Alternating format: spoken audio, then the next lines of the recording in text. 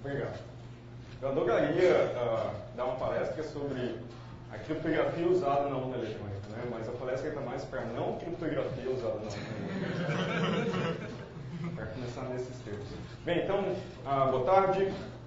Sou Diego Aranha, professor da Unicamp, mas eu não posso dizer que vou falar de assuntos muito novos, assim, né? Por isso que tenho acompanhado mais de perto, vou apresentar ou falar a respeito, na maior parte, de evidências ou de uma análise de segurança não completa, mas talvez até superficial, como vocês vão entender, que eu fiz no software de votação das urnas eletrônicas em 2012, em março de 2012. Então, era a segunda ocasião em que o TSE organizava o que eles chamaram de testes públicos de segurança. A primeira ocasião, a primeira edição desse evento foi em 2010, era basicamente um teste de caixa preta, onde o código-fonte não era disponível, não estava disponível para os investigadores. 2012 foi a primeira edição com o código-fonte disponível. Então, por isso eu decidi participar em 2012, porque no teste de caixa preta eu não poderia exercitar nem nada das minhas especialidades. Não que tenha sido muito exigido nesse evento específico, mas vamos lá. Bem, então esse teste foi organizado em duas fases distintas. A primeira fase o TSE chamou de fase de preparação, foi entre 6 e 8 de março de 2012. Essa fase de preparação começou com uma palestra, onde eles descreveram superficialmente alguns dos mecanismos de segurança implementados na urna. Nós tínhamos acesso ao código-fonte, podíamos solicitar esclarecimento a partir a gente podia encaminhar formalmente perguntas a serem respondidas pela equipe do TSE. E a ideia é que a gente formulasse hipóteses e metodologias de ataque. 12 dias depois, começava a fase de testes, onde nós podíamos executar aqueles ataques para validar as hipóteses. Então, a fase de testes envolvia essencialmente executar aqueles ataques, coletar esses resultados em um relatório escrito em conjunto com o TSE.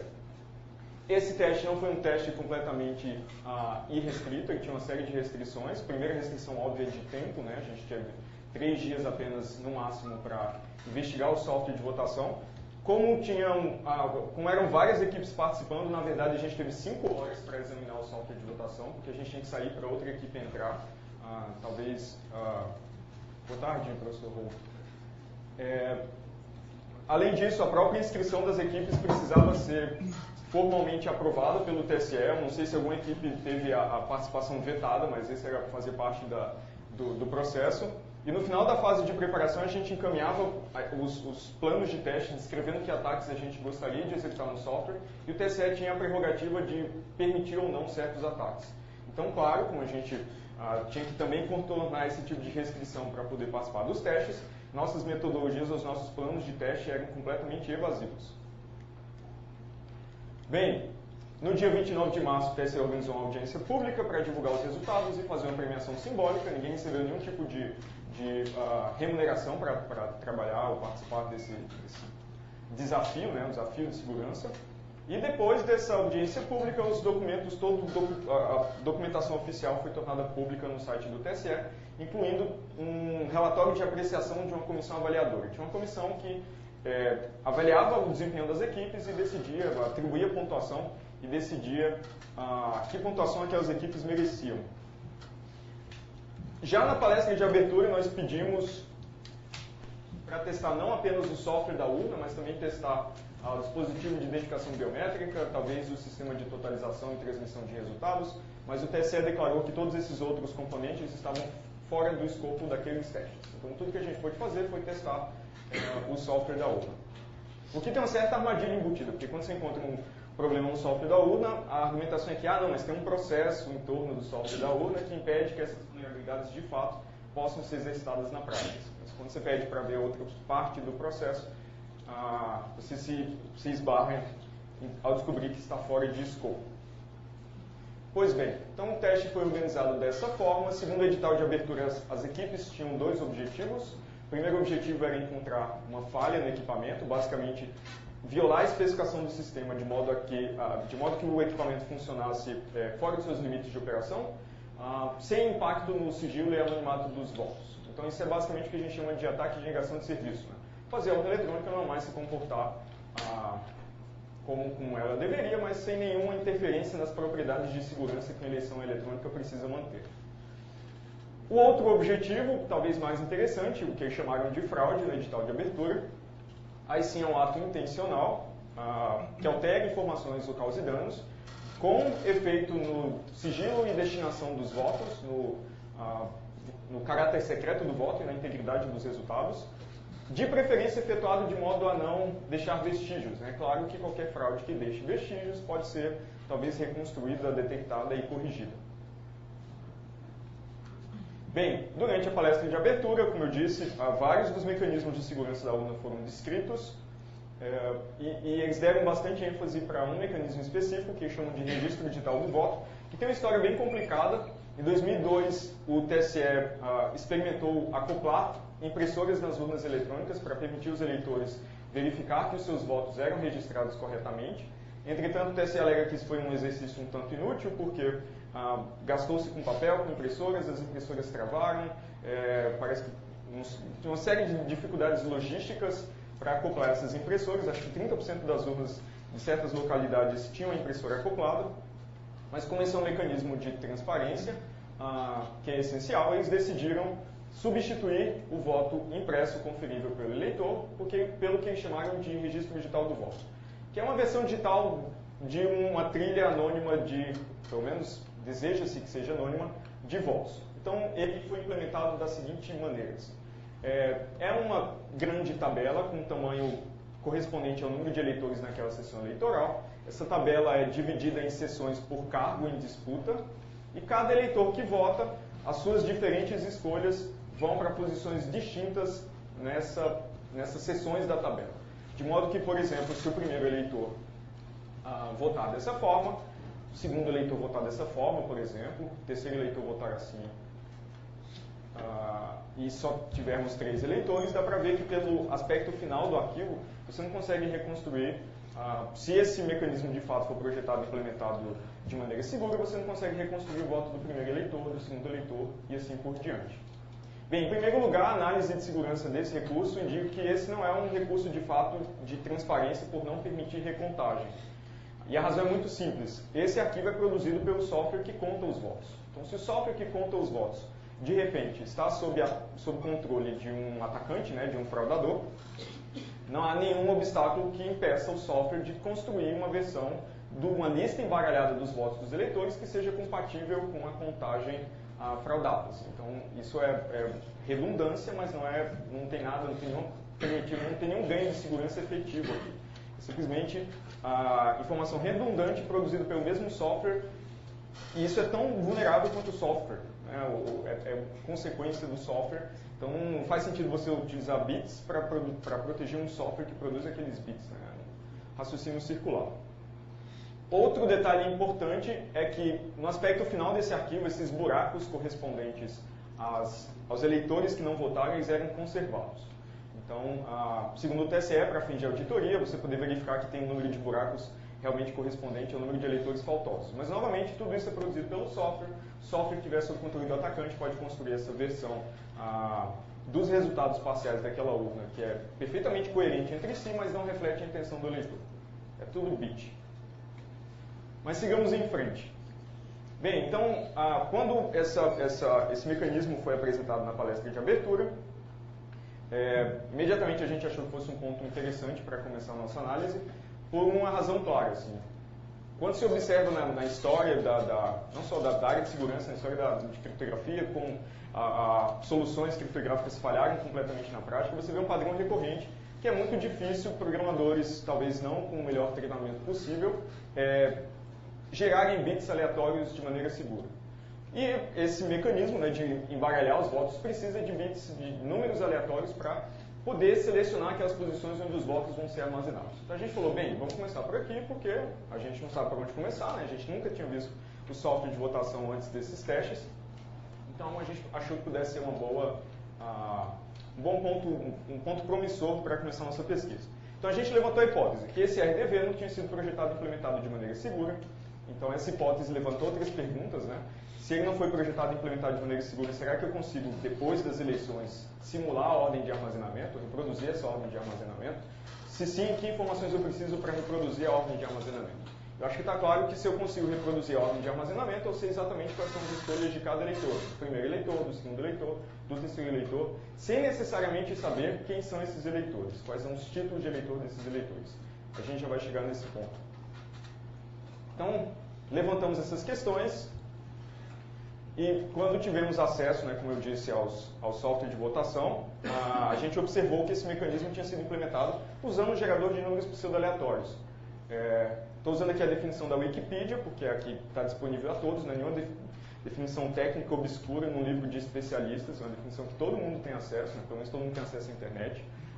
Então, o gerador de números pseudo-aleatórios é um algoritmo que produz uma cadeia de números que tem aparência de ser aleatória, mas é unicamente determinada por um parâmetro chamado semente. Então, basicamente, o que esse algoritmo, esse procedimento computacional faz é pegar essa semente e expandir numa cadeia muito mais longa. Mas é claro que para essa cadeia ser imprevisível, aquela semente original também tem que ser imprevisível. E se você quiser impedir que essa cadeia possa ser reproduzida no momento posterior, essa semente também tem que ser armazenada de forma segura. Na verdade, ela nem deve ser armazenada, né? Ela deve ser destruída o quanto antes, porque isso impede que um atacante consiga reproduzir essa cadeia aleatória. Então, são dois, basicamente, os requisitos de segurança para semente. Ela tem que ser mantida em sigilo, né, ou destruída o quanto antes, e ela deve ser realmente imprevisível, verdadeiramente aleatória. Certo? Todos sincronizados? Bem, então, na verdade, quando a gente teve acesso ao código-fonte, em 5 minutos a gente já tinha achado a vulnerabilidade relacionada à implementação desse mecanismo. A gente passou o resto da primeira hora, nos certificando que a gente só tinha acesso ao código-fonte durante a fase de preparação. A gente não poderia voltar ao código-fonte se alguma coisa não desse errado, não desse certo no teste. Como a gente não podia tomar nota, não podia entrar com nenhum dispositivo de memória na sala de exame do código-fonte, né, além do próprio cérebro, a gente precisou decorar e coletar toda a informação possível para ter certeza que um ataque eventualmente iria funcionar. Então, o final da primeira hora a gente coletou mais informação que nos desse certeza, ou quase certeza absoluta, de que um ataque poderia ser montado com base na vulnerabilidade que a gente detectou.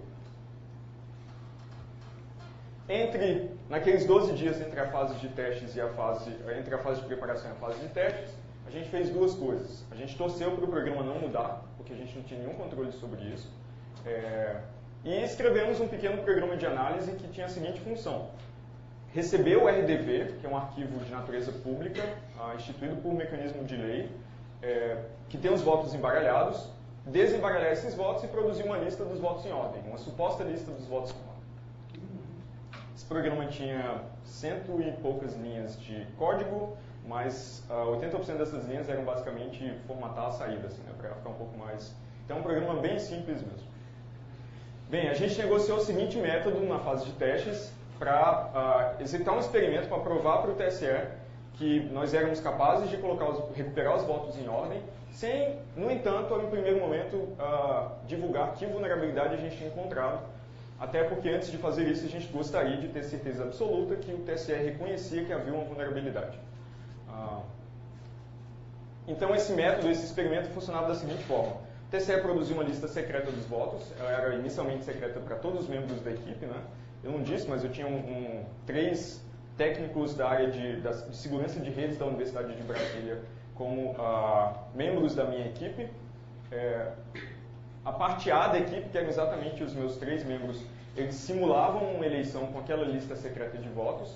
Essa simulação era feita sob supervisão do TSE, então tinham programadores e membros da equipe de desenvolvimento do TSE olhando que a gente de fato não estava fazendo nada de diferente, a gente estava simplesmente simulando a eleição. Enquanto isso, a parte B da equipe, que era eu, basicamente, saía do ambiente de testes esperando, né, essa eleição ser simulada. Quando eles terminavam, eles saíam, eu voltava para o ambiente de testes, rodava o nosso programa que produzia uma lista dos votos em ordem. E depois, publicamente, né, em voz alta, a gente comparava essas duas listas, a lista secreta e a lista que meu programa, ou que nosso programa produzia. Então, primeiro, o objetivo disso é que pelo menos parte da equipe não tivesse acesso à lista dos votos antes de montar o ataque, por motivos óbvios, né? A gente tem um certo isolamento. e que essas duas partes da equipe também não pudessem se comunicar enquanto o experimento acontecia, assim, para mostrar que a gente só precisava, de fato, recuperar a informação a partir de um arquivo de natureza pública, não de outro tipo de informação privilegiada. O critério de sucesso aí é claro, as duas listas, se elas são idênticas, o ataque teve absoluto sucesso, se elas são completamente distintas, a gente está blefando. E no primeiro dia da fase de testes, a gente repetiu esse experimento com até 21 eleitores, funcionou perfeitamente. Nessa eleição simulada dos testes do TSE, cada eleitor votava em 2 cargos, para vereador e prefeito. Então, a gente recuperou 42 votos sem nenhum tipo de problema. Portanto, o TSE sugeriu que no dia seguinte, era o segundo dia da fase de testes, a gente repetisse o teste com 475 eleitores, né, com 950 votos. Então a gente ficou 3 horas só para simular essa eleição, né? Teve um membro da equipe que teve ler por dias, assim, porque ele ficou digitando lá por 3 horas. E precisava digitar o mais rápido possível, porque a gente estava correndo contra o tempo, a gente tinha que terminar isso naquele prazo. Que segundo o TSE, esses 3 dias da fase de testes é a janela de tempo que um fraudador tem para fraudar a eleição, né? Podemos discutir isso também posteriormente. Depois dessas 3 horas simulando a eleição, eu rodava o programa lá por fração de segundo, mais 3 horas para bater as duas listas dígito a dígito. Então a gente recuperou com sucesso 950 votos sem nenhum erro. E aí vocês devem estar se perguntando, por quê? Bem, por uma sequência de decisões ruins de projeto.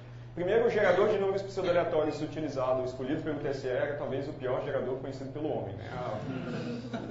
Os que conhecem o SRAND, né, as funções RAND e SRAND, vejam risadas na plateia.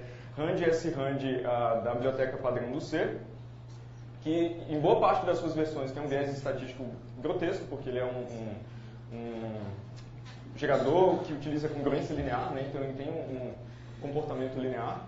E além disso, ele tem uma semente muito curta, né, a semente do SRAND tem 32 bits, então em tese são 4 bilhões possíveis sementes apenas, assim. Então não satisfaz requisitos criptográficos simplesmente por isso. Eu toquei na questão de por que o espaço de sementes é importante, porque lembra que no RDV os buracos do arquivo eles permanecem na versão final. Então isso permite você pegar uma semente, escolher uma semente arbitrária, alimentar o gerador com aquela semente, simular o armazenamento de um certo número de votos e ver se os buracos que ficam batem com os buracos do arquivo que você quer atacar. Se os buracos batem com altíssima probabilidade, aquela é a semente correta e você consegue reverter, né, claro, a ordem de armazenamento ou o embaralhamento desses votos. Mas até aí eu estou falando de ataques probabilísticos, né? Tem talvez uma probabilidade ínfima de falhar, mas ela é não nula. Além disso, eles não só escolheram um gerador ruim, como também escolheram uma semente muito ruim. A gente viu que um dos requisitos principais é ter uma semente verdadeiramente aleatória. Eles preferiram usar uma tomada de tempo, na precisão de segundos, que é feita na inicialização do equipamento. Então, necessariamente entre as 7 e as 8 da manhã. Então, a gente tinha 4 bilhões de sementes, agora a gente já tem 3.600 sementes. Que aí sim, o ataque continua probabilístico, mas são 3.600 sementes. Assim. Então, se uma delas bater, provavelmente você está com a semente correta, assim, provavelmente mesmo. Porque a chance de 2 sementes dentre essas 3.600 gerarem a mesma sequência é desprezível. Bem, como essa semente não é aleatória, isso também viola o modo de operação do gerador, a gente precisa de fato de uma semente imprevisível e o espaço de busca exaustiva diminui bastante. Né?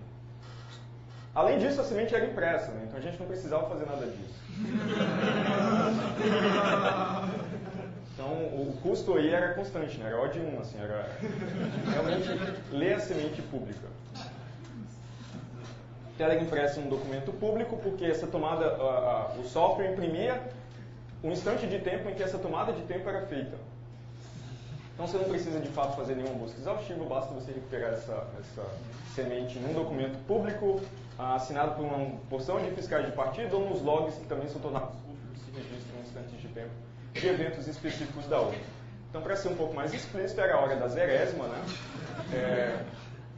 A saída da função time, que também era impressa na zerésima, que é o documento que, se o software estivesse comportando de maneira honesta, ele atesta que nenhum candidato tem nenhum voto antes das eleições. Né? Mas, claro, novamente, a gente vai sempre remeter ao software, porque tudo isso depende do software ser honesto. Né? Software desonesto pode muito bem contar os votos como quiser, ou sei lá, começar a eleição com um candidato com menos 1.000 votos e ainda assim imprimir que o candidato tem 0 votos. Né?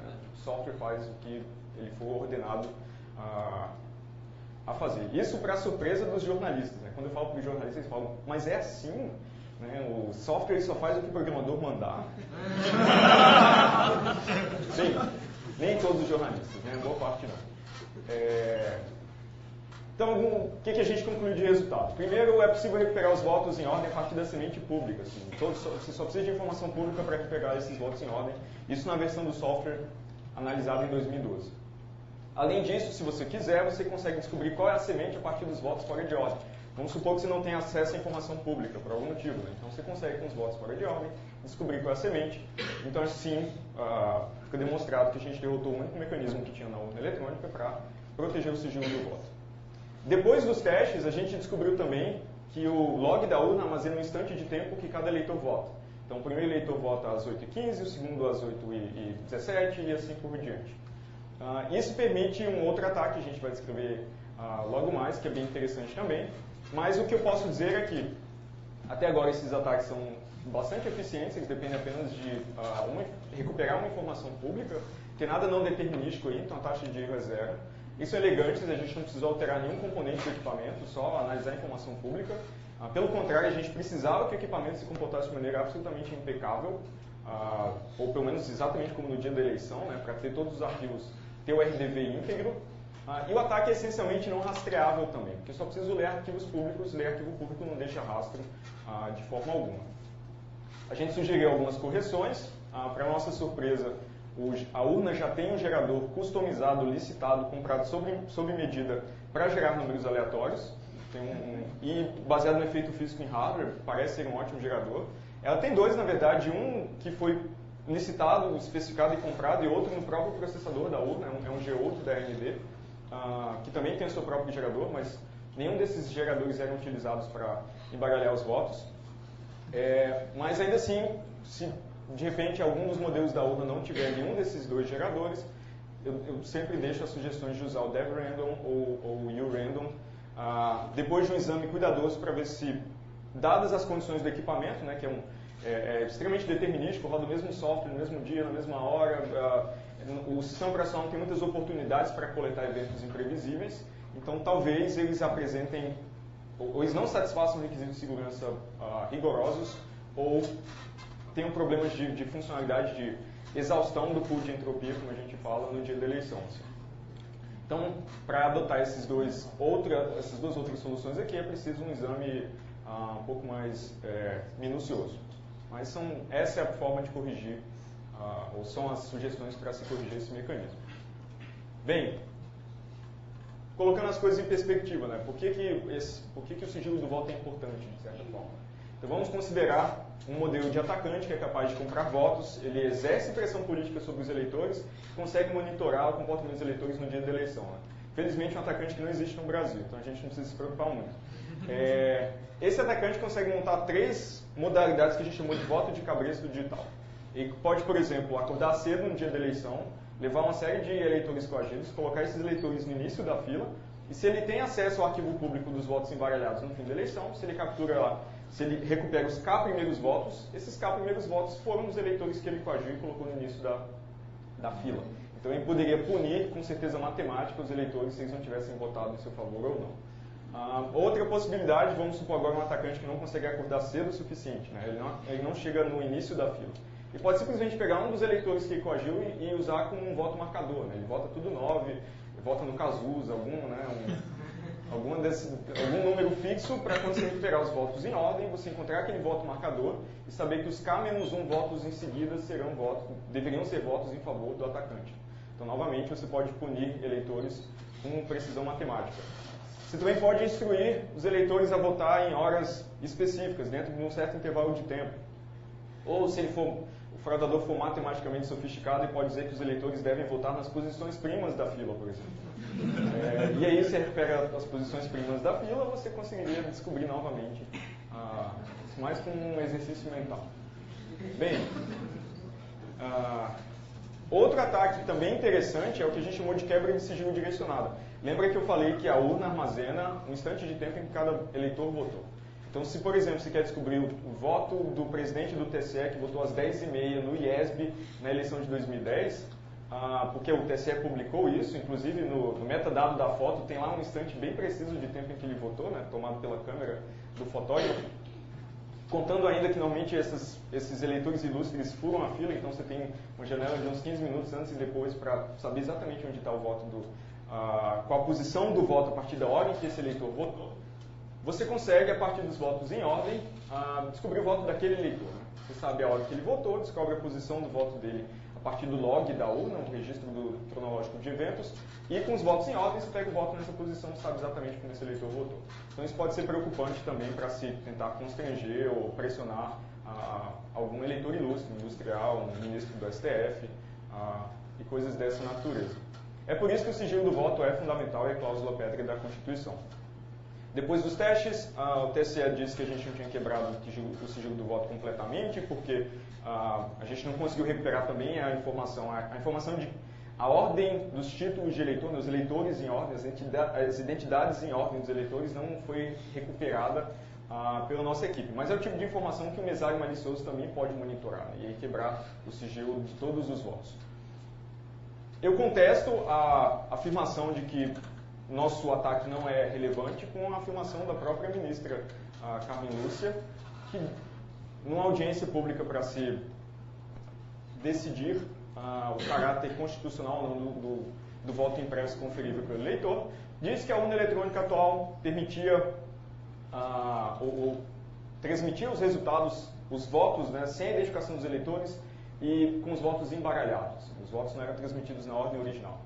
E isso garantiu o sigilo do voto. Então, o próprio TSE está dizendo quão importante é embaralhar os votos.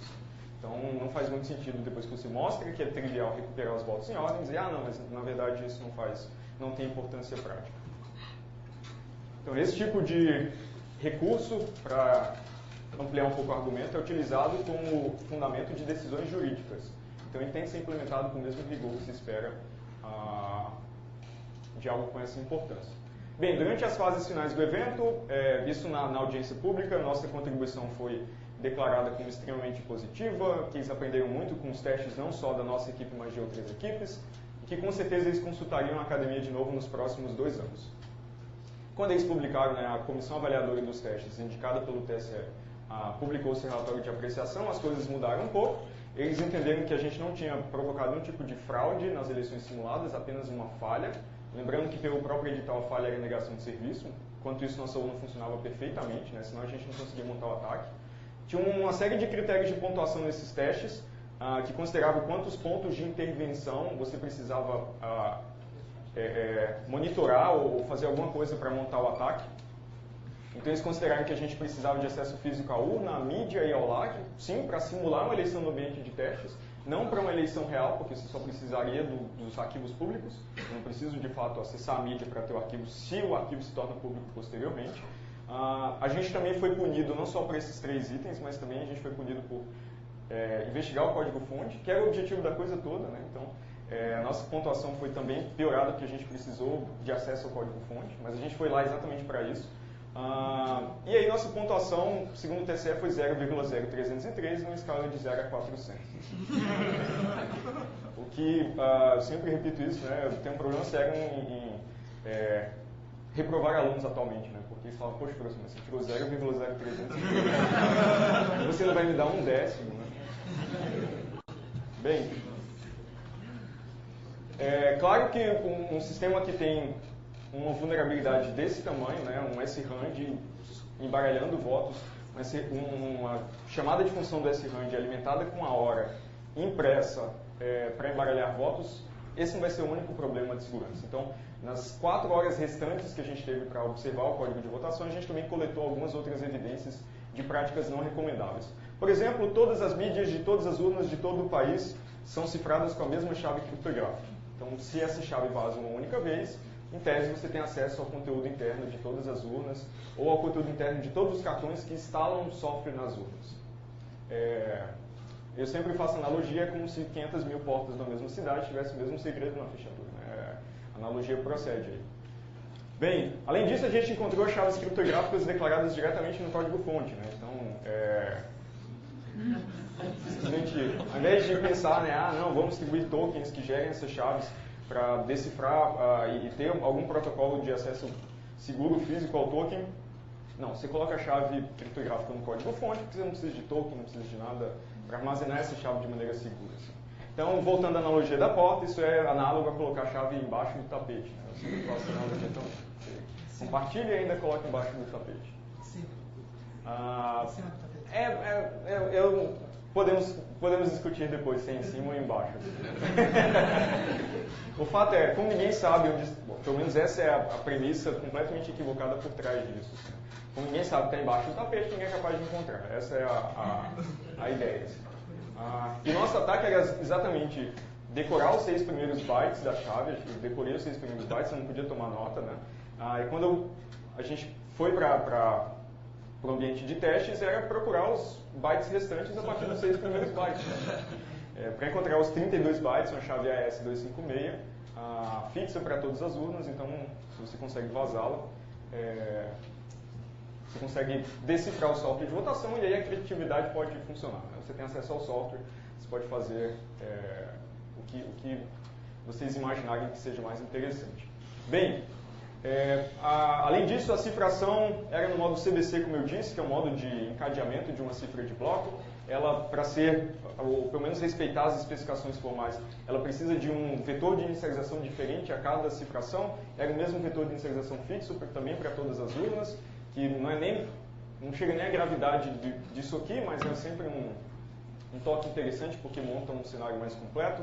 A gente observou a utilização de alguns algoritmos criptográficos obsoletos, por exemplo, a função de resumo criptográfico SHA é utilizada para calcular resumos e assinaturas digitais, e ela não é mais recomendada exatamente para essas aplicações desde 2006. Então, há 6 anos ela já estava obsoleta porque ela não é resistente a colisões, né? É o resultado mais recente da literatura diz.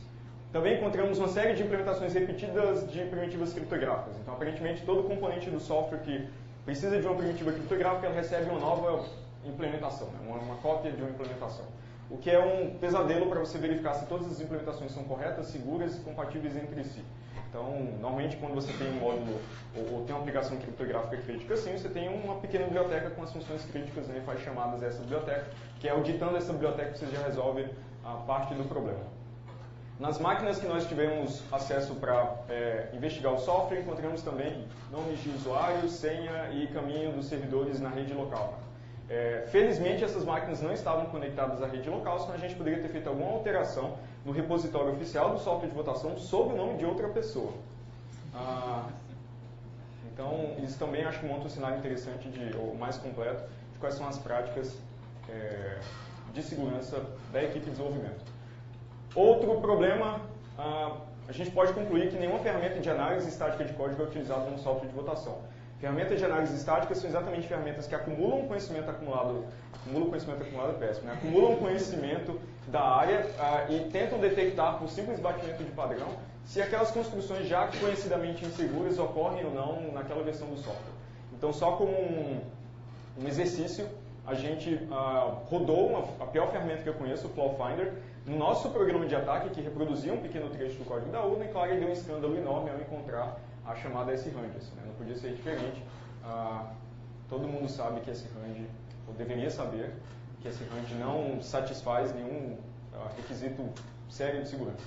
Bem, esses são um conjunto de práticas não recomendáveis de desenvolvimento de software. A gente também observa alguma falta de transparência substancial. Primeiro, eles alegam que o software de votação passa por auditorias internas periódicas. Assim. Mas a pergunta é, será que essas auditorias são de fato efetivas? Porque a gente encontrou problemas que deveriam ter sido detectados em qualquer auditoria minimamente séria. Isso é preocupante porque nas eleições brasileiras nós utilizamos um sistema, nós somos o único país do mundo que permanece utilizando um sistema de votação que é puramente baseado em software. Então, a pressão sobre os resultados da eleição está inteiramente sobre o software de votação, o software de totalização, transmissão dos resultados. Então, se o software possui vulnerabilidades exploradas, isso deveria ter um impacto direto na segurança e na confiabilidade dos resultados. Auditorias internas não são efetivas, a gente conclui então que as únicas auditorias que não dá para chamar esses testes de uma auditoria, né? Foi uma corrida pelo ouro em 3 dias, uma auditoria tomaria meses de trabalho dedicado, mas, de fato, parece que o único exame rigoroso é realizado no meio desses testes de 3 dias, assim, né? Quando especialistas externos têm acesso à fonte e podem apontar correções. O TSE alega ter corrigido o problema no mecanismo de proteção do sigilo do voto, mas não detalha que solução foi adotada. Assim. Então você não sabe se de fato foi corrigido ou se foi apenas mitigado, né, ou maquiado. Assim. Então é um problema você não saber se a correção é de fato efetiva. Né? Ela é uma correção, como diz a própria palavra. Preocupa também o fato de todas as eleições serem baseadas em software, então o software tem que ser resistente à adulteração externa. A adulteração interna não faz muito sentido, porque os agentes internos têm acesso direto ao software, né? Mas vamos chamar de adulteração interna alguma modificação no software para que ele não mais se comporte de maneira honesta. E o software, quando ele é instalado na etapa de inicialização, quando ele já está na urna eletrônica, ele se auto-verifica. Né? Esse é um mecanismo de segurança implementado pelo TSE para evitar a adulteração. Só que isso também não faz sentido, né? Porque o software não pode se auto-verificar, ele tem que ser ativamente verificado por uma outra entidade. Porque é trivial você, ao encontrar software que se auto-verifica, desabilitar, né, essa auto-verificação, fazendo com que o software ainda imprime que se auto-verifica. Né? Então, novamente, esse raciocínio circular. O software pode ter sido adulterado, inclusive, para dar a aparência de que ele se auto-verificou e está absolutamente tudo perfeito, está em ótimas condições de funcionamento, quando na verdade ele já não é mais o software original. Assim. Para traçar uma outra analogia, isso é análogo a não ir ao médico para um diagnóstico. Né? Você faz um diagnóstico em si mesmo e fala, bem, está tudo no lugar. Essa autoverificação era dividida em 3 chamadas de função distintas por tipo de arquivo. Uma das chamadas de função estava comentada na versão do software que a gente viu, que era a função que auto-verificava, né, as bibliotecas compartilhadas. Então, parte do software, tudo indica, não estava sendo auto-verificado. Como temos eleições puramente baseadas em software, não existe nenhuma possibilidade real do eleitor verificar que o seu voto foi registrado de maneira correta. Então, o que estamos fazendo é implicitamente confiando que aquele software se comporta de maneira honesta. Isso na escala de todo o país. O que nós, eleitores, fazemos é confiar que o TSE instalou o software correto, que o software foi programado de maneira absolutamente impecável pelos programadores do TSE, que não foi adulterado por nenhum funcionário da Justiça Eleitoral com acesso ao sistema. Eu não ia fazer esse comentário, mas eu não vou resistir. Né? Começou a circular uma notícia que a empresa que vai instalar o software nas urnas eletrônicas do Maranhão é ligada à família Sarney. Eles vão transmitir os resultados, instalar o software, fazer a gerência local. Diga. Não é o carregamento do software que a empresa vai fazer. Certo. É o carregamento da bateria do equipamento. O que apareceu na matéria que eu li na imprensa era do software. Mas não é verdade. Tomara. Porque, de fato, a instalação e manutenção do software é crítica. Agora, é verdade que é uma empresa, até onde eu sei, é uma empresa ligada. Mas isso deve ser informação, isso é fácil de traçar, né? Mas a versão que está sendo publicada, que pode não ser acurada, é que é responsável pelo carregamento do software e transmissão dos resultados que saem na mídia de resultados. Bem, outra questão, né? O software de votação, acho que ainda não se decidiu se ele é secreto ou público. Assim, dependendo de quando você reclama, de qual é a ocasião, ele muda rapidamente de secreto para público. Então, quando alguém falar, acho que, né, alguém levanta alguma suspeita, talvez infundada de fraude em certa região. A defesa do TSE não, o software foi auditado, era auditável, os fiscais dos partidos políticos puderam observar o software, então não há nada de secreto no software. Quando a gente montou o ataque, as palavras do presidente do TSE na época foram que ninguém poderia montar esse ataque na prática porque o código-fonte do software é desconhecido. Então ele muda rapidamente Ele vive numa superposição quântica de 2 estados. Né? Dependendo do observador, ele vai de secreto a auditável em matéria de segundos. Isso tudo monta um cenário preocupante quando você considera ataques internos. Né? Alguém que às vezes está na equipe de desenvolvimento do TSE, ou tem acesso aos canais de comunicação por onde o software trafega, ou ao acesso ao software quando ele chega nos TRS para ser instalado, gerar os cartões de memória que vão instalar o software nas urnas. A gente está dependendo que toda essa logística de distribuição de software aconteça de maneira também segura. Bem, sobre o processo de desenvolvimento, há uma preocupação exagerada com ofuscação ao invés de segurança. Para dar um exemplo, quando ficou claro que a gente era capaz de recuperar os votos em ordem, uma das sugestões levantadas por um membro lá da equipe do TSE era que a gente não mais usasse a hora, mas o hash da hora. E eu falei, bem, o hash da hora continua determinístico, né? Qualquer pessoa que conheça qual é a função de hash, calcula o hash da hora. E a nova sugestão foi, e o hash do hash da hora? E eu falei, você está conseguindo coisas distintas. A propriedade de segurança aqui é ter uma semente imprevisível. Você pode aplicar o hash 1 bilhão de vezes. É uma função, por definição, determinística. E aí a resposta que veio do lado de lá foi, mas quem está lá fora, o suposto atacante, não sabe que é o hash da hora. E aí deu para ter um pouco de visão de como raciocina a equipe de desenvolvimento. Se quem está fora do TSE não tem acesso a detalhes de implementação, apesar do software ser auditável, né, pelo menos é o que na metade do tempo ele é auditável, esse tipo de mecanismo de ofuscação não é suficiente. É como se armazenar a chave criptográfica na própria mídia, ao lado da partição que a chave criptográfica protege. Isso é apenas ofuscação. Qualquer pessoa que sabe que existe uma chave criptográfica lá pode, inclusive, tentar decifrar aquela partição com todas as possíveis chaves. Até o último byte, assim, não vai demorar. Você não precisa de todas as combinações. Se esse programinha que armazena a chave tiver 1 mega, basta você considerar todas essas chaves dentro do espaço de 1 mega, né, sequências contíguas de 32 bytes, e alguma delas vai ser a chave correta. Assim. Então, isso é ofuscação, não é segurança. Bem, então a preocupação é sempre com atacantes externos e não com atacantes internos. Mas do ponto de vista de custo-benefício, né, um fraudador racional, acho que todos concordam que o custo-benefício é muito melhor com um agente interno, assim, que tem acesso já privilegiado aos equipamentos e aos canais de comunicação. Bem, essa vulnerabilidade que a gente observou no sigilo do voto, ela foi pela primeira vez, pelo menos até onde eu conheço, descrita em 1995. Ela foi encontrada no Netscape. Na época dos testes, ela já era conhecida há 17 anos. Ela foi encontrada por 2 alunos de doutorado de Berkeley sem acesso ao código-fonte do Netscape.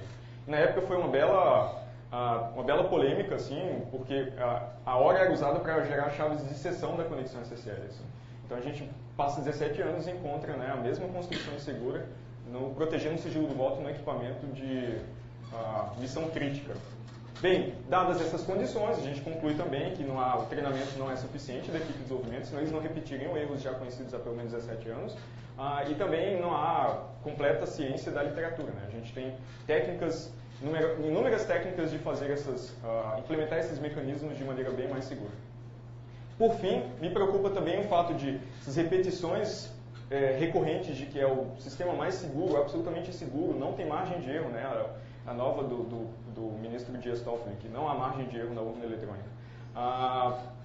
Essas repetições recorrentes criam, de fato, uma falsa sensação de segurança na própria equipe de desenvolvimento. Talvez eles vão trabalhar achando que estão escrevendo software absolutamente seguros. E essa não é a postura correta de uma equipe de desenvolvimento que trabalha, acho que para nenhuma equipe de desenvolvimento, mas muito menos para uma equipe que escreve software de segurança. Você tem que sempre primeiro verificar, né, ter verificação cruzada do trabalho que é feito e sempre, todo dia, estar disposto a revisar todo o trabalho que você fez. Assim, porque é assim que você encontra vulnerabilidades e é capaz de resolvê-las. Então, essa seria uma questão mais cultural. E aí vocês podem se perguntar, mas o que fazer? Estamos presos, é o estado da arte ou não? Então, o que se considera em todos os outros países em votação eletrônica e o que é considerado estado da arte na literatura de votação eletrônica não é mais utilizar um sistema cujos resultados dependem unicamente do software, mas usar um sistema nos moldes do que foi tentado pelo TSE em 2002, em que o eleitor ele vota eletronicamente, mas também é capaz de verificar, ainda na sessão de votação, uma versão impressa do seu voto. Dessa forma, se uma parcela razoável dos eleitores verificar, e um procedimento posterior de auditoria comparar os votos impressos com os votos eletrônicos, você pode concluir que não houve adulteração do software. ou ainda não houve adulteração, né, se esses resultados são compatíveis, não houve alteração também da trilha anônima em papel. Então a ideia, na verdade, é exigir que um atacante, para ele montar uma fraude em larga escala, ele seja também capaz de manipular em larga escala, simultaneamente, tanto o software quanto as trilhas de votos em papel de maneira compatível. Porque qualquer discrepância permite você observar, né, que algo não funcionou como deveria. É assim que é utilizado no México. A Índia vai começar a utilizar em caráter, creio que experimental a partir desse ano. Já foi tentado em 2012 no Brasil, tem, acho que Peru, tem uma série de outros países com votação eletrônica que utilizam exatamente esse modelo, né, que na literatura a gente chama de VVPAT, porque tem uma trilha de papel auditada ou verificada pelo eleitor. Os estados dos Estados Unidos também que utilizavam votação puramente eletrônica, praticamente todos eles já migraram para sistemas que têm esse recurso de transparência. Outra possibilidade, uma limitação desse sistema aqui é que você só pode fazer essa verificação na granularidade de uma urna inteira. Se você tiver uma discrepância entre as duas trilhas, você tem um problema de decidir o que você vai fazer com esse resultado inteiro. Você vai impugnar aquela urna, você vai considerar a trilha em papel porque foi verificado pelos eleitores, você vai tolerar uma margem de diferença entre ambos que seja menor do que a vantagem do primeiro candidato. Você tem que resolver isso de alguma forma. Tem um protocolo para resolver isso. Então, uma maneira de aliviar, né, ou relaxar esse problema é utilizada na Argentina, é uma solução bem interessante, onde cada máquina de votar é basicamente uma impressora de luxo, e cada eleitor, ao entrar na sessão eleitoral, recebe uma cédula que tem um espaço para o voto ser impresso e um chip que pode ser programado. Você insere essa cédula na máquina de votar, faz as suas escolhas, a máquina imprime o voto, imprime suas escolhas naquele voto, programa o chip e te devolve a cédula. O eleitor dobra essa cédula, coloca numa urna convencional e aquele é o seu voto a partir daí. Se o eleitor quiser levar aquele voto para casa para vender para alguém, por exemplo, bem, o voto dele não conta, né? Porque não estava na urna de onde os votos são tirados para a apuração. No final do dia, essa urna é aberta, os votos são passados numa máquina de votar, para que se verifique o que é lido eletronicamente, o que está programado no chip e o que está impresso. Se tudo bater, aquele voto provavelmente, né, não dá para ter certeza absoluta, mas provavelmente ele não foi manipulado. Se por alguma razão as duas versões do voto não são compatíveis, você pode destruir apenas aquele voto. Não tem como você contar um voto que está impresso alguma coisa e programado outra coisa no chip. Então você destrói aquele voto sem precisar perder votos legítimos de outros eleitores. Então, tem funcionado com razoável sucesso lá na Argentina. Não vejo por que não se realizar um esforço de engenharia para adotar esses mecanismos de transparência no Brasil. Então, uma solução para esse problema é o que a gente chama de voto verificável pelo eleitor. Permitir o eleitor, ainda na sessão de votação, verificar o seu voto sem dar para o eleitor um comprovante das escolhas que ele possa vender para um candidato. Esse procedimento posterior de auditoria pode ser feito em paralelo, como é feito na Argentina. Todos esses votos são contados em paralelo na região onde a máquina é utilizada, então você não precisa centralizar todos esses votos num lugar para fazer esse procedimento, você pode fazer em paralelo. E se você fizer em paralelo, a latência adicional até a divulgação dos resultados não deveria ser proibitiva. Você pode fazer também por amostragem. Na Califórnia é um projeto piloto muito interessante, que eles não contam todos os votos em papel. Eles contam todos os votos em papel até você chegar numa margem, num intervalo de confiança muito próximo da contagem eletrônica. Para evitar que, às vezes, a diferença de um voto impugne uma urna inteira. Assim. Uma diferença de um voto não vai alterar o resultado final, mas pode, não sei, incentivar um candidato perdedor a dizer que houve fraude porque um voto aí apareceu ou sumiu de alguma forma. Bem, no Brasil, a TSE continua alegando que há obstáculos intransponíveis do ponto de vista logístico e essa matéria, uma lei foi aprovada em 2009 para reintroduzir o voto impresso nas eleições de 2014. A Procuradoria-Geral da República entrou com ação de constitucionalidade que foi julgada pelo STF, relatada pelo presidente do TSE com parecer técnico da própria Secretaria de Informática do TSE, para decidir que esse recurso é inconstitucional, por violar supostamente o sigilo do voto, porque na leitura da ação de constitucionalidade o eleitor poderia levar consigo um comprovante do voto, ou de repente um técnico poderia ter que abrir uma impressora para tirar papel que embolou na impressora e esse voto seria violado, né? O sigilo desse voto seria violado. Então, por mais que isso seja uma possibilidade de prática, acho que não é razoável comprometer a possibilidade de verificação de todos os outros eleitores, porque um voto de repente pode ficar preso no dia da eleição. Mas essa é a situação atual, foi declarada inconstitucional. Bem, e aí é muito comum também o argumento de mas a solução é trivial, né? Vamos abrir o software, torná-lo software livre, qualquer pessoa pode auditar o software, problema resolvido. Bem, são entre 13 e 17 milhões de linhas de código, então é bastante software. É difícil auditar tanto software, especialmente numa margem de poucos dias ou poucas horas, que não foi o nosso caso. Esse modelo de sistema de votação liberado ou público como software livre é utilizado em outros países. A Estônia utiliza, né, o módulo servidor, as pessoas na Estônia votam via internet. Então, aparentemente, o servidor correto e legítimo utilizado em eleições tem um software disponível. E também houve um projeto piloto na Austrália que experimentou com isso.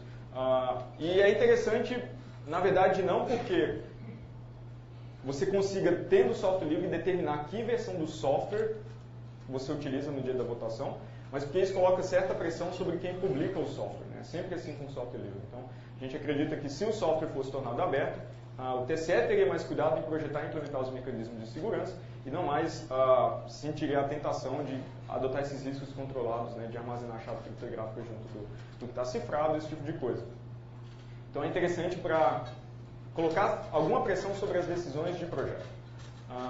Mas não é suficiente, como eu disse, porque é muito difícil determinar se o software que está na máquina de votação, na sua frente, no dia da votação, ele de fato corresponde a uma versão do software que você viu em casa que você era capaz de baixar. Então, traçar essa relação é absurdamente difícil e todas as soluções conhecidas na literatura exigem intervenção periódica e ativa. Não dá para alguém toda hora lá, vou ver se ainda é o software original, vou ver se ainda é o software original. Isso não faz muito sentido.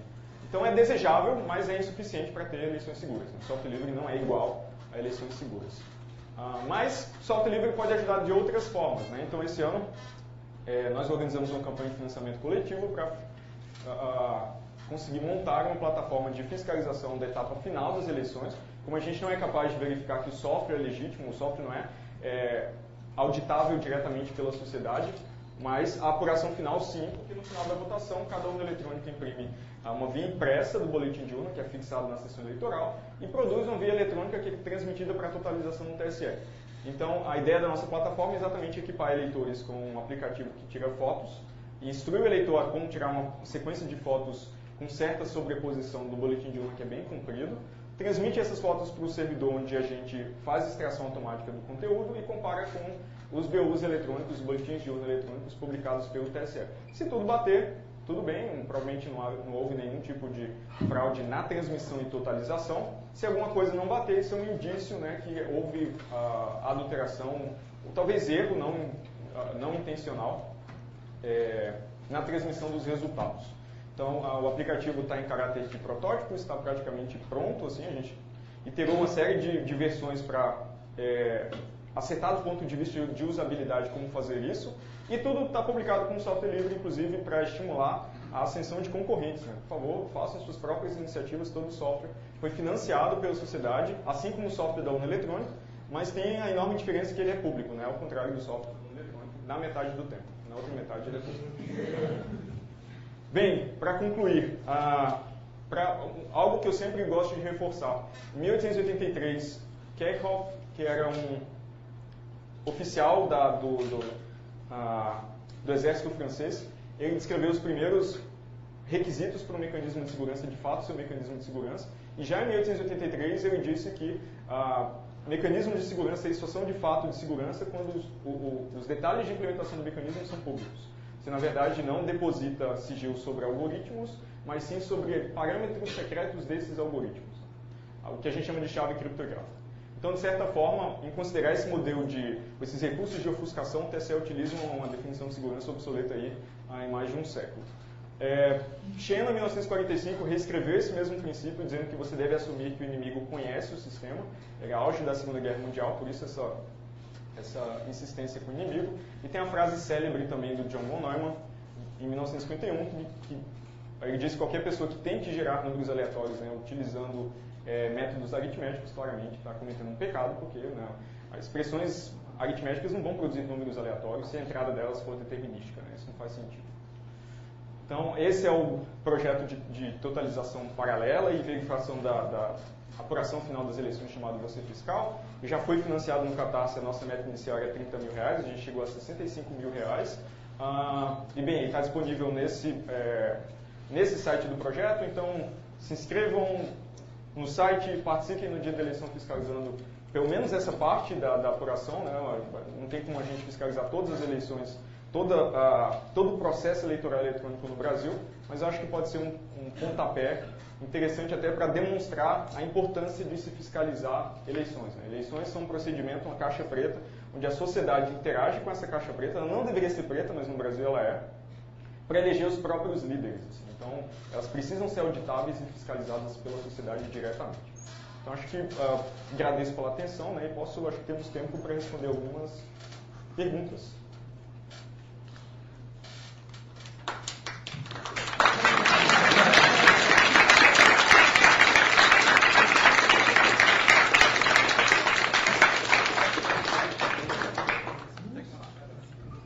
Perguntas. Diga. Nesse evento que vocês tiveram a oportunidade de fazer os testes com as urnas eletrônicas, tiveram outras equipes, né? Sim. As outras equipes tiveram resultados? As outras equipes, elas tentaram adulterar o software de votação.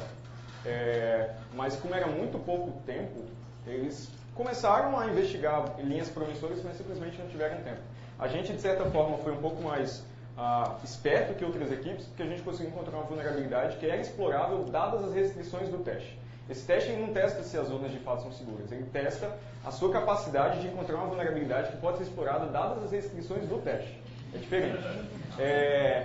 Como a resposta a isso, o TSE decidiu, inclusive, não realizar testes esse ano. Né? A gente não teve testes públicos de segurança, porque aparentemente para o TSE eles são muito caros e difíceis de organizar. Eu não sei qual que é o preço envolvido, porque eu não recebi nada. Não sei se outras equipes receberam alguma coisa. A nossa equipe não recebeu nenhum tipo de remuneração, felizmente. Assim. Então, os arquivos não são mais públicos, mas tinha outras linhas interessantes de como adulterar lá os parâmetros de boot do Linux, tinha uma série de linhas, mas que esbarraram muito na questão do tempo. Assim.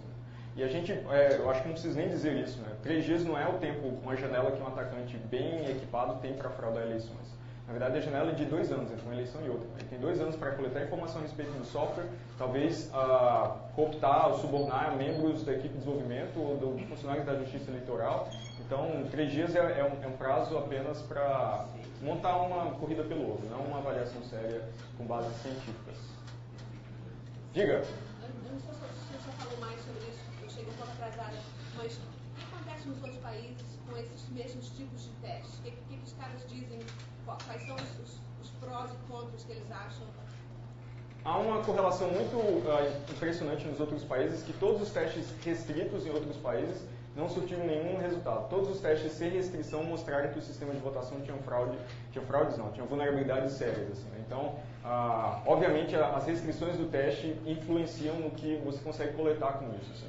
Então, há pouco, em outros países não há tanto teste, eu não vejo tanto teste de segurança, porque, novamente, os sistemas são projetados de modo a você não precisar fazer testes de segurança. Se o eleitor é capaz de verificar que o seu voto foi registrado corretamente pelo sistema no ato de votar, o software que está na máquina de votar ele pode inclusive ter vulnerabilidades. Isso não importa, porque você está auditando no ato de votar que o software está se comportando de maneira honesta e isso não tem impacto nos resultados. Não que a gente deva usar software vulnerável para executar eleições, mesmo com voto impresso. Mas a diferença é que isso, em tese, pode ser detectado durante a eleição. Então, a pressão sobre o software cai assustadoramente. Assim. Você pode ter software que não é tão paranoico do ponto de vista de segurança, porque você tem uma trilha verificada pelos eleitores em papel que pode ser auditada posteriormente. Verificada? Pode ser verificada? Tem estudos e experiências práticas que mostram que uma parcela substancial dos eleitores verifica, então verificada. Mas em potencial ela é verificável, é preciso que as pessoas verifiquem. Né? Ela por si só não é capaz de dizer, a contagem eletrônica está diferente, né? Claro. Mas as pessoas precisam verificar. O interessante é que nem todo mundo também precisa verificar. Basta uma amostragem das pessoas verificando que você já pode extrapolar isso para um bom intervalo de confiança. E você tem gente suficiente no projeto para verificar? O que nós estamos... o nosso projeto não é uma verificação dos votos individuais, porque essa possibilidade não existe, né? Apenas a transmissão dos resultados do boletim de urna para frente. A gente não sabe se o boletim de urna de fato reflete a intenção dos eleitores, a sociedade não consegue verificar isso, mas a gente está divulgando, tem um belo número lá na casa das dezenas de milhar, acho que a gente tem em torno de 11 ou 12 mil e-mails de pessoas interessadas em divulgar, e a gente está subindo agora uma plataforma para as pessoas anunciarem em que sessões eleitorais elas vão fazer a fiscalização, né, para permitir um mínimo de coordenação e eliminar um pouco da redundância no dia. Apesar de que alguma redundância é desejável, porque se várias pessoas fotografam um boletim de urna e a gente confronta essas versões entre si, provavelmente essas fotos também são legítimas. Né? A gente está analisando uma segunda derivada aí, né, as fotos de um documento oficial. Então tem outros riscos embutidos. Diga. Usar a foto, por que não usar exatamente a folha que é impressa e é distribuída aos partidos, ou ainda a que fica disponível na porta da sessão ao término da votação? Porque para isso a gente precisaria arrancar a versão e impedir a possibilidade de verificação das outras pessoas. Eu quero que a via impressa pela urna eletrônica permaneça lá para que outras pessoas possam verificar. Vocês podem fornecer isso. E é possível o fornecimento também de uma cópia extra. Sim, mas tem um problema que a gente está fiscalizando eleições no país inteiro. Né? Então, como que eu consigo recuperar, num prazo razoável, vias impressas na Amazônia, no Nordeste, no Sul? Então, as fotos já chegam em questão de instantes. Entretanto, você está absolutamente preciso em apontar que se a gente encontrar uma discrepância, a gente precisa encontrar uma das vias impressas arquivadas originais para conseguir resolver a discrepância e apontar um indício de fraude real. Mas aqui a ideia é mais fornecer um desincentivo para alguém tentar fraudar a totalização, anunciando e realizando uma fiscalização por amostragem, a gente não vai ter todas as vias. Os partidos podem fazer essa fiscalização, só que nenhum deles faz isso publicamente, e toda vez que eu encontro fiscais de partido, eles fazem, a gente faz. Quando você pergunta os detalhes, ninguém sabe dizer a escala e a profundidade. Assim. Então eu não tenho certeza de que eles de fato fazem, a gente está testando a hipótese de que é possível, até para um partido, fazer essa fiscalização. Mas se a sociedade consegue, um partido também conseguiria. Como é que os dados são transmitidos? Não sei dizer com certeza, porque eu não auditei essa parte do sistema. Né? Mas, em tese, depois que a urna eletrônica é encerrado a sessão de votação, às 17 horas, escreve uma série de arquivos. Um deles é o boletim de urna eletrônico num pendrive laranja. Esse pendrive é levado até uma máquina no TRE e essa máquina tem alguma conexão com o TSE para transmitir os resultados. O TSE fala que essa conexão é segura, mas eu não sei se é um link dedicado, se é uma VPN fechada via internet. Eu não sei qual que é a informação técnica sempre é bem evasiva. Então, há uma conexão. Eu não sei exatamente que conexão é essa. Envolve a Proconsulte. Oi? Não envolve a Proconsulte. Espero que não. Diga. Você falou bastante do ataque e tudo mais. O que você acharia viável mesmo um ataque externo sem participação de alguém interno? Sem eu tiver que pagar ninguém, subornar ninguém interno? As condições técnicas existem. Né? A chave que protege o software de votação está às claras onde o software de votação persiste. Então, alguém com treinamento técnico capaz de encontrar essa chave consegue decifrar e ter acesso ao software de votação, por exemplo, antes de ele ser instalado nas urnas, que é um cenário interessante aí. Então, novamente, alguém com capacidade com treinamento técnico consegue fazer com o software coisas inimagináveis. Assim, né? E a gente observa trabalhos na literatura que fazem coisas inimagináveis com porções muito menores de software. Tem uma literatura vasta aí de máquinas de votar que até jogam Pac-Man, assim, né? Porque se você tem acesso ao software, você pode fazer jogos xadrez. No caso da Holanda foi bem interessante, que quando a Holanda começou a usar essas máquinas, teve um grupo lá de hackers local que conseguiu contornar os recursos físicos de segurança e instalar um software de xadrez na máquina. E aí todo mundo entendeu que se aquela máquina de votar roda xadrez, ela pode rodar qualquer coisa, inclusive software que conta os votos de maneira desonesta, mas dá a impressão de que ele é software perfeitamente honesto. Assim. Então, quando você tem acesso ao software, é difícil você conseguir, de fato, impedir uma fraude minimamente sofisticada. Agora, o que eu não vou ser responsável de dizer é que isso é barato ou trivial. Assim. Essa linha vai ser usada por um fraudador se ela der um melhor custo-benefício do que comprar votos, por exemplo. Então, eu não estou completamente convencido, nem completamente não convencido de que a fraude via software ela é o melhor ponto do ponto de vista econômico. Visto que partidos vencem eleições no Brasil comprando votos por um bom tempo. Assim, a gente tem Fantástico de poucas semanas mostrou, né, um monte de gravações lá de compra de votos. Então, as condições técnicas existem. o preço é difícil de estimar, o impacto é claro de estimar. Se você tem acesso ao software de votação num ponto centralizado, você consegue trocar o software de votação por um que dá a aparência de ser perfeitamente inocente, mas conta os votos de maneira arbitrária para uma parcela substancial das urnas. Diga. Você mostrou lá que o arquivo de log ele é embaralhado, mas não criptografado. Por quê? Existe algum motivo claro para isso no design? Ele é autenticado, então ele é assinado digitalmente do ponto de vista de você. O TSE consegue verificar se aquele arquivo, dado um conjunto de premissas, né, ou ignorando momentaneamente o fato da chave privada que assina estar armazenada também sob aquela chave que está às claras, assim, né, então quem tem a chave de cifração das partições tem acesso à chave privada que assina coisas pela urna eletrônica. Dadas essas premissas, você consegue verificar que aquele arquivo veio de uma urna, assim. Mas ele não precisa ser cifrado, ele precisa ser autenticado. Né? O log não precisa ser cifrado, até porque a gente sabe que quem está no TSE e recebe esses arquivos vai ter a chave para decifrar. Então, a boa parte da crítica aqui é que eleições transparentes não exigem a confiança na autoridade eleitoral para se ter um pleito justo. Assim. Você não precisa, não é assim que funciona nos outros países. Eu não vejo, isso não parece uma lei do universo. Chave só. Isso, a gente já avançou 5 minutos na próxima. Quer dizer que é uma chave só para todas as urnas? Sim, é uma chave só para todas as urnas. E que os caras disseram que isso garante a segurança. Isso foi bem curioso, logo depois que, depois dos testes, a gente ficou um mês tentando colaborar de alguma forma com o TSE. As perspectivas de colaboração acabaram quando aquele relatório foi publicado, do 0,0313, que ficou claro que o objetivo era muito mais proteger a imagem da instituição do que encarar a crítica técnica de maneira com alguma seriedade e transparência. Então, eu dei uma entrevista ao G1 logo depois, porque eu falei, bem, eu tenho uma porção de vulnerabilidades e não assinei nenhum termo de sigilo para participar desses testes, então eu devo falar que é uma maneira de pressionar para que as questões sejam aplicadas. Então, a primeira vez que eu me manifestei a respeito, o TSE respondeu, foi a única vez também que o TSE respondeu algum repórter que coletou informações técnicas desses testes, com basicamente duas coisas. Que o fato da chave ser compartilhada entre todas as urnas, isso era mais seguro. Então é um clássico argumento, né? Não é um bug, é uma feature, na verdade. Né?